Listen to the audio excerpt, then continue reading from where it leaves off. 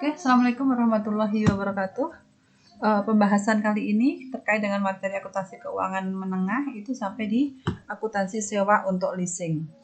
Ada di bab 20 akuntansi sewa ya. Jadi untuk akuntansi sewa itu yang akan kita bahas itu terkait dengan karakteristik dan jenis sewa, akuntansi sewa untuk leasingnya, dan juga bagi leisure, transaksi jual dan sewa beli, dan juga terkait dengan penyajian serta pengungkapan. Langsung masuk di definisi dari sewa.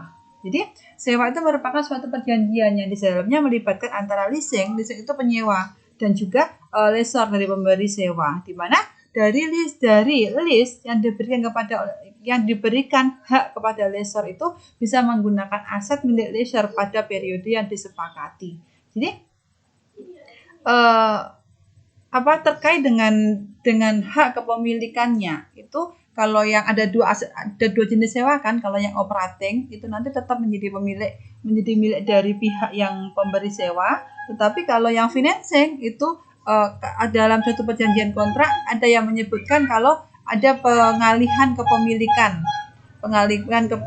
kepada pihak yang menyewa. Jadi apa sih sebenarnya keunggulan dari sewa dibanding dengan membeli tunai? Kenapa nggak membeli tunai aja? Karena kalau membeli tunai kan hak kepemilikannya jelas 100% akan menjadi pemilik dari suatu perusahaan yang membeli aset tersebut. Jadi pertama ada pendanaan sebesar 100% atau dikatakan ada pembiayaan penuh. Jadi dengan menggunakan transaksi leasing itu tanpa dikatakan di sini tanpa ada kita perlu keluar uang. Pembayarannya dapat diberikan sampai 100%. Jadi katakan full payout. Jadi di sini akan membantu untuk cash flow, terutama bagi leasing yang baru berdiri ataupun beroperasi. Ada perusahaan yang mulai berkembang. Jadi transaksi dengan menggunakan leasing ini itu dikatakan juga lebih murah pembiayaannya karena didanai 100%. Kalau Anda mendapatkan pinjaman dari bank, biasanya kan hanya 80% aja kan. Jadi kalau misalkan perlu dana sendiri 100%, nanti 20% harus mencari dari tempat yang lain. Maka di sini lebih baik menggunakan sewa atau leasing. Yang kedua terkait dengan tingkat bunganya, yaitu tetap. Tingkat bunganya tetap itu maksudnya dari bunga walaupun ada kenaikan atau penurunan terkait bunga itu dari pihak penyewa itu tidak ada kenaikan karena dibayarnya selalu tetap sesuai dengan perjanjian, sesuai dengan kesepakatan. Ada juga perlindungan terhadap keusangan.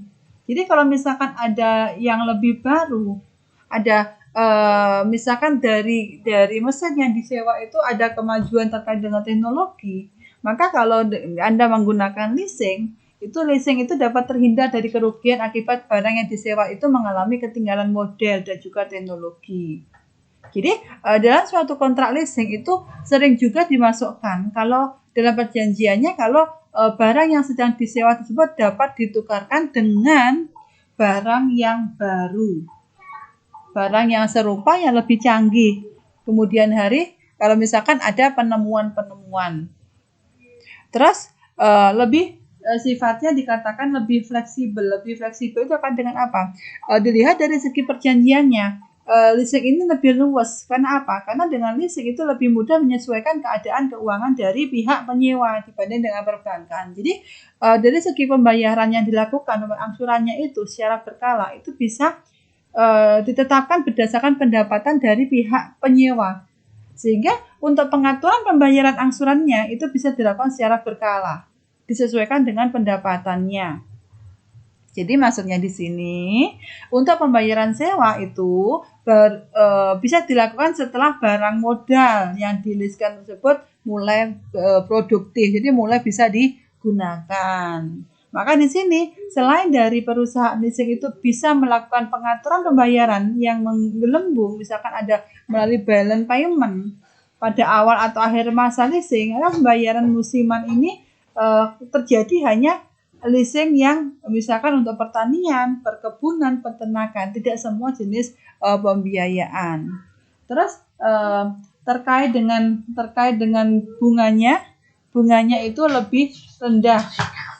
Bunganya itu lebih rendah daripada bunga bank atau bunga kredit yang lain. Kenapa? Karena rata-rata tingkat bunga untuk leasing itu lebih menguntungkan dari pihak penyewa karena mendapatkan pendanaan dengan biaya yang lebih rendah.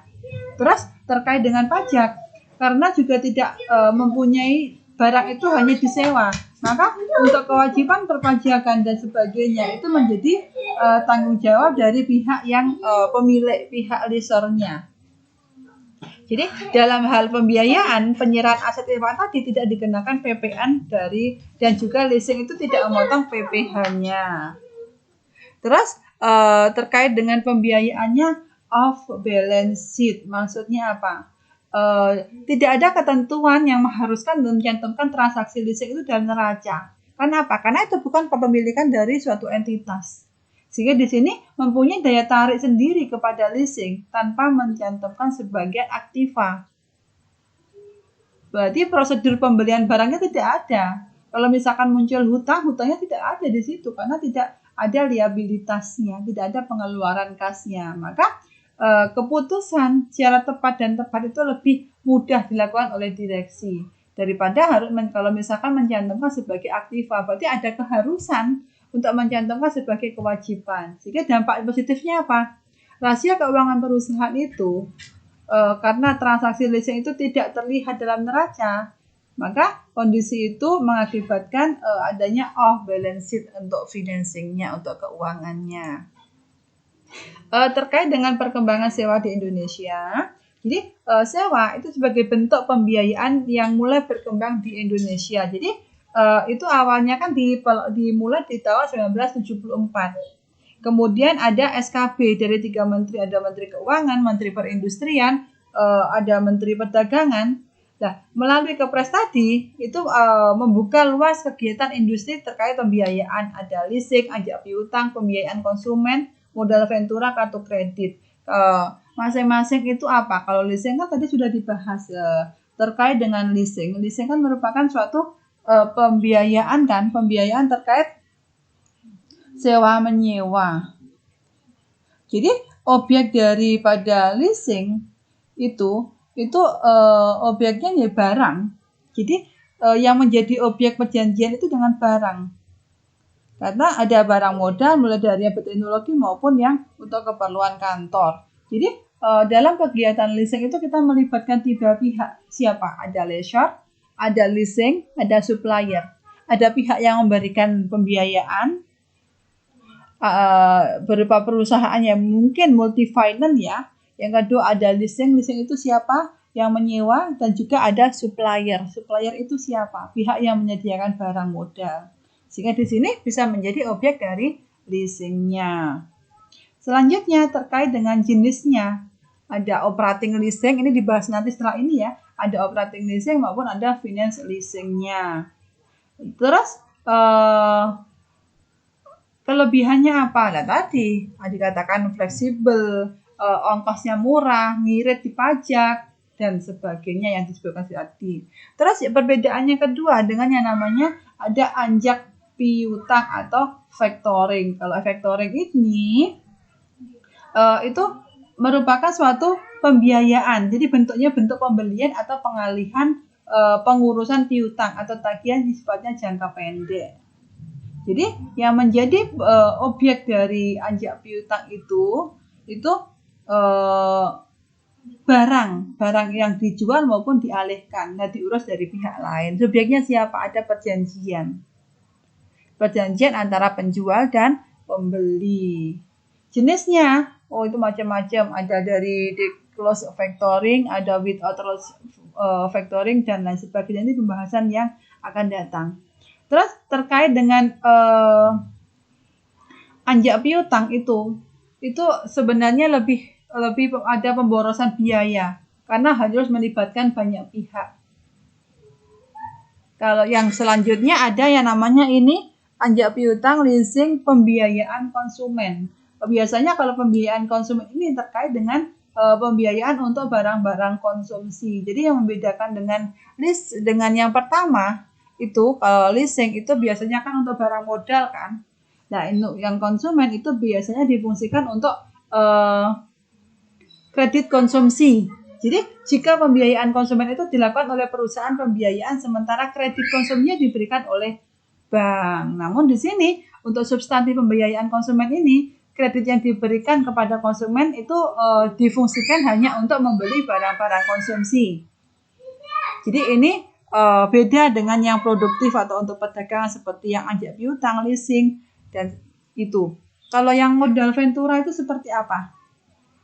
Sedangkan yang disebut dengan modal ventura atau ventura capital company, modal ventura itu badan usaha itu melakukan kegiatan pembiayaan, bentuknya apa? Ada penyertaan modal.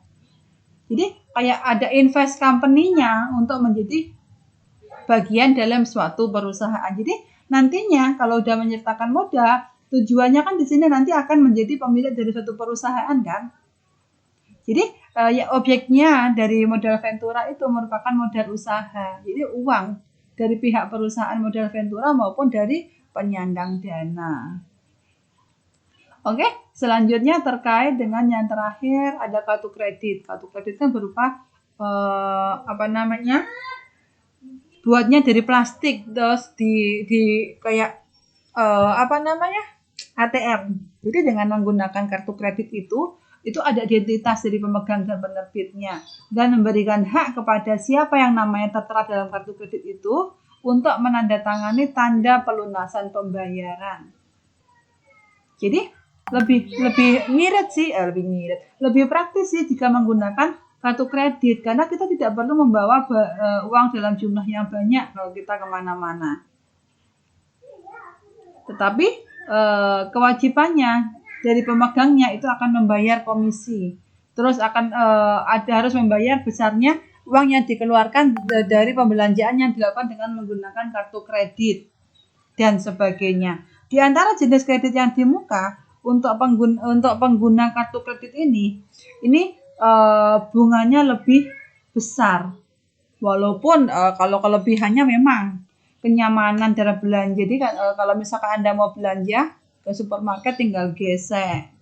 Terus di sini dalam keadaan darurat misalkan diperlukan tinggal gesek. Tetapi kan punya tanggung jawab apa? Tanggung jawabnya ya harus membayar nanti dengan bunga yang lebih tinggi. Itu terkait dengan dengan penggunaan kartu kredit tadi. Oke, jenis sewa tadi seperti yang saya sebutkan ada sewa operasi dan ada disebut sewa pembiayaan. Jadi terkait dengan sewa ini ada pengalihan secara substansial dari seluruh resiko dan manfaat dari kepemilikan aset. Nah, sedangkan pada sewa operasi itu tidak ada pengalihan resiko dan manfaat dari aset. Untuk kriterianya ada beberapa kriteria, ada 5 kriteria di situ. Pertama ada pengalihan pemilikan aset kepada leasing pada akhir masa sewanya. Jadi di sini ada perjanjian ketika sewa itu sudah selesai maka haknya itu akan beralih dari pemberi sewa kepada yang menyewa. Sedangkan yang kedua ada opsi untuk membeli aset pada harga yang telah disepakati. Terus mahasewa ini biasanya ada cukup panjang. Itu ada beberapa kategori terkait dengan mahasewa. Ada yang masa jangka pendek 2 tahun itu masuk ke golongan 1 dan juga ada yang 3 tahun itu masuk ke golongan 2 dan 3. 7 tahun itu misalkan untuk sewa bentuk bangunan. Biasanya pada awal sewa nilai saat ini pembayaran sewa minimumnya itu akan lebih mahal mendekati nilai wajar. Tetapi pada periode kedua, ketiga dan selanjutnya itu akan lebih murah karena juga lebih percaya langganan istilahnya. Jadi yang terakhir untuk aset sewaan itu sifatnya khusus dan hanya leasing yang dapat menggunakannya tanpa perlu modifikasi. Karena hanya menyewa, berarti ada hak guna, hak pakai sepuasnya. Tetapi tidak ada hak modif dan juga apalagi hak jual karena bukan kepunyaannya. Gitu ya terkait dengan kriteria sewa pembiayaan. Jadi indikator yang mungkin ada pada sewa pembiayaan itu Jadi sewa itu dasarnya tidak dapat dibatalkan. Iya, kalau yang terkait dengan sewa kan biasanya kan bayar di muka. Kalau misalkan sudah bayar di muka, ternyata di tengah-tengahnya tidak jadi digunakan, ya udah itu merupakan kerugian dari pihak lessor. Itu tidak bisa kerugian dari pihak leasing itu tidak bisa batalkan. Jadi keuntungan maupun kerugian itu fluktuasi dari nilai wajar atau residu. Itu masuk tanggung jawabnya dari pihak leasing. Terus dari pihak leasing itu yang punya kemampuan untuk melanjutkan sewa di periode kedua, periode ketiga, dan periode selanjutnya dengan substansinya lebih rendah daripada di pasar rental. Analisisnya untuk perjanjian sewa itu ada beberapa kesepakatan dari pihak penyewa maupun pihak yang memberikan sewa. Itu semua didasari dari ESAK nomor 8. Terus untuk transaksi contohnya di sini, misalkan di PTA mengadakan kontrak ini ada transaksi antara PTA dengan PTB. PTA itu melakukan kontrak dengan PTB. PTA sebagai pembeli kilangnya, PTB itu sebagai penggunanya. Tetapi ini ada perjanjian. PTA itu hanya boleh membeli minyaknya itu hanya dari PTB. PTB itu tidak boleh menjualnya kepada yang lain karena PTA itu membeli dengan harga yang lebih tinggi daripada harga pasarnya. Nah, dalam masa 20 tahun nanti kilang itu akan diberikan kepada PTA. Nah, di sini sepintas itu kan hanya kontrak jual beli aja, tetapi kenyataannya itu mengandung sewa karena ada nanti untuk pindah-pindahan kepemilikan. Jadi untuk pemenuhan perjanjian itu tergantung dari penggunaan aset. Untuk PTB hanya bisa memasoknya kepada PTA.